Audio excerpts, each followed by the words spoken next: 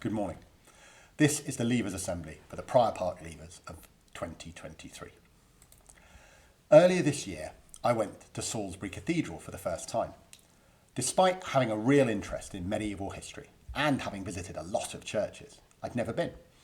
Our choir was singing Evensong there, and it was stunning.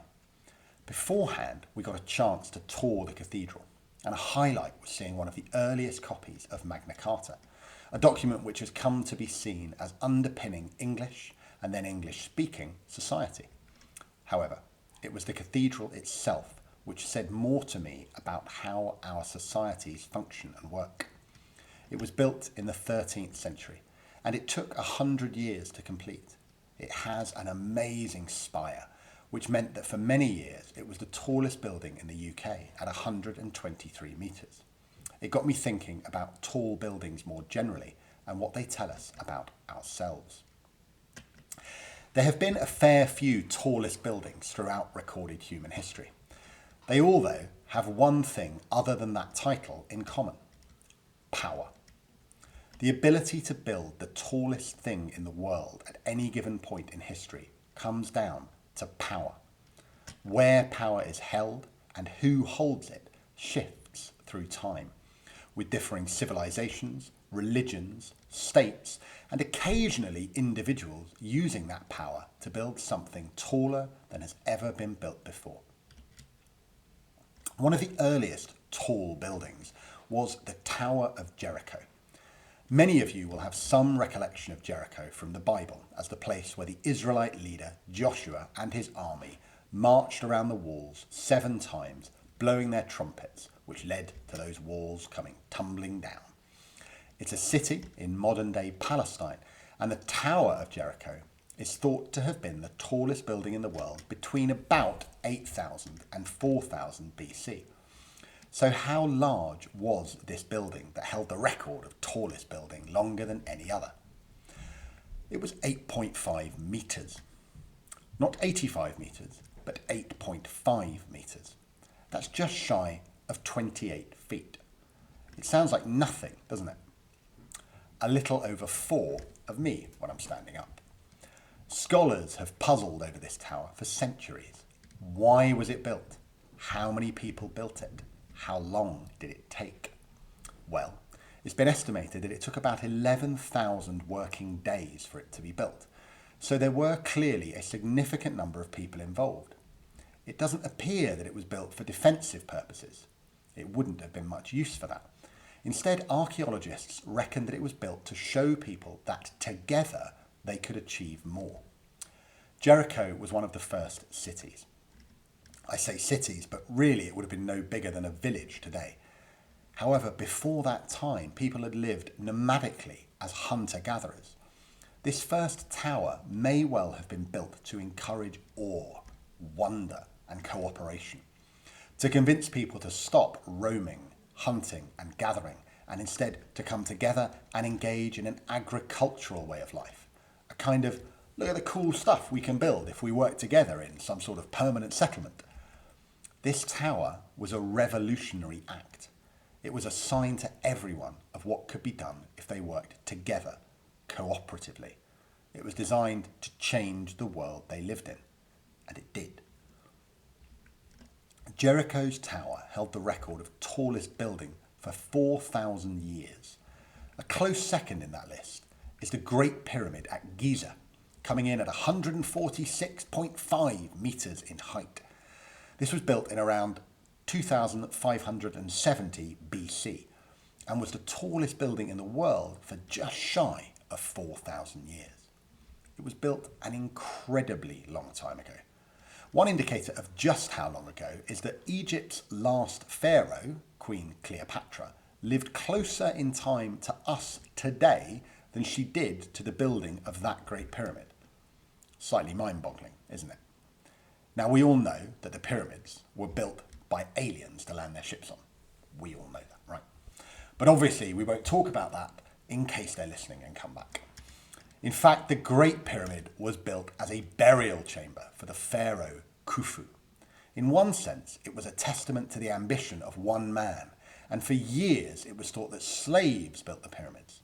However, recent archaeological discoveries indicate that instead of slaves, it was a skilled workforce who were treated honourably and well in both life and death.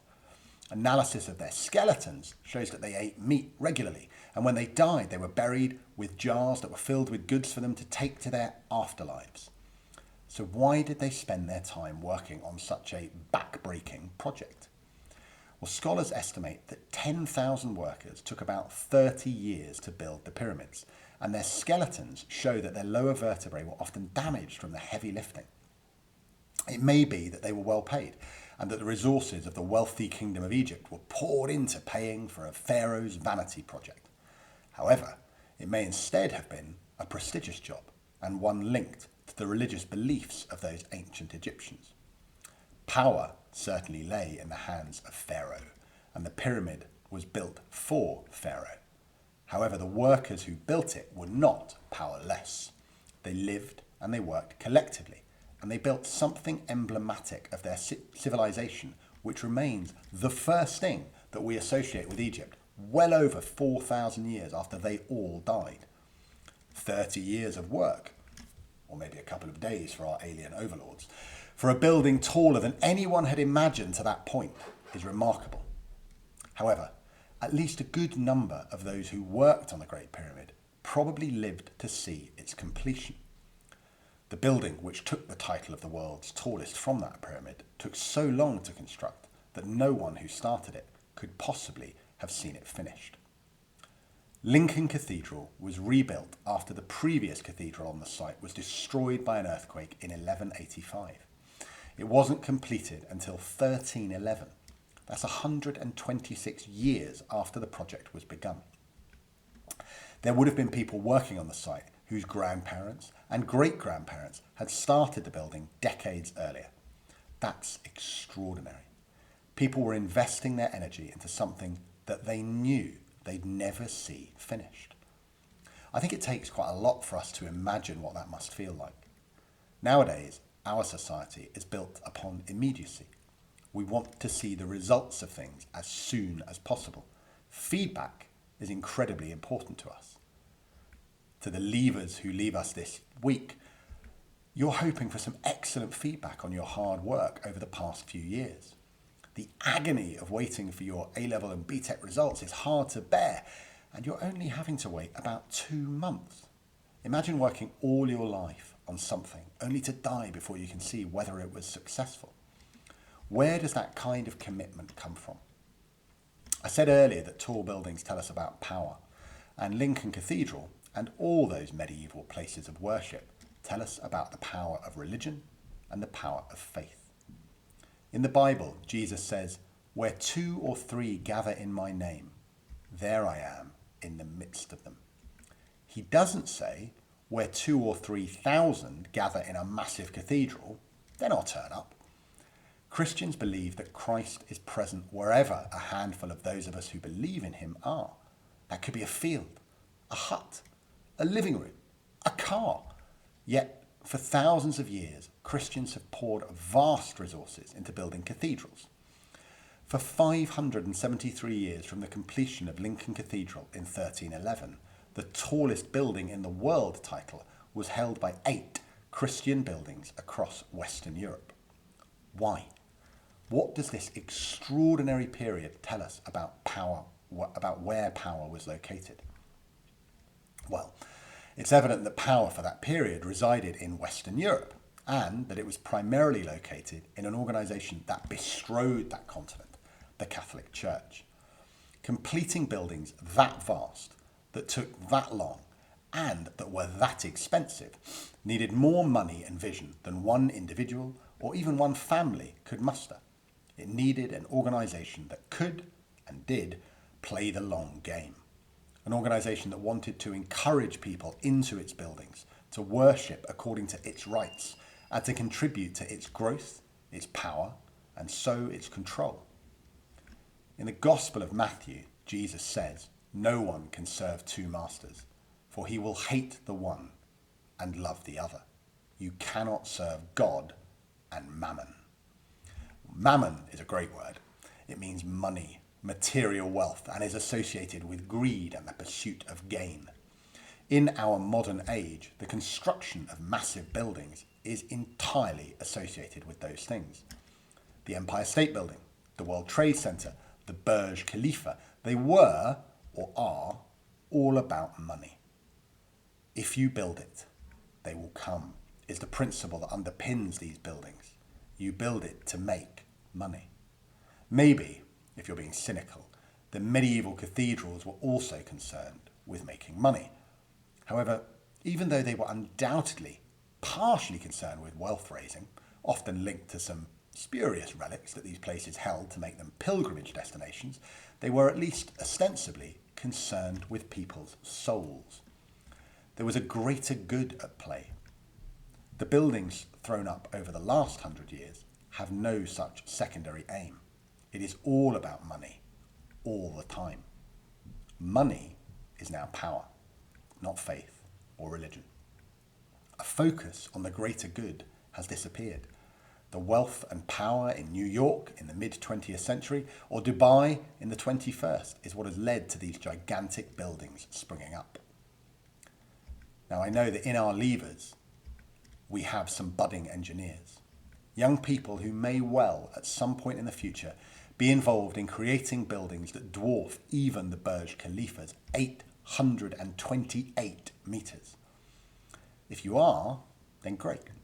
It must be a wonderful experience to test the bounds of physics and the laws of nature, to create things that are so tall that we can't yet imagine them.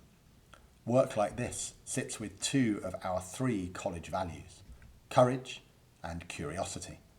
To be inquiring as to what is possible and to be brave enough to try and build it is exactly the sort of thing we should all hope you look to leave here and do in the lives you will go on to lead. You'll be hoping to be brave enough to push boundaries and dream big.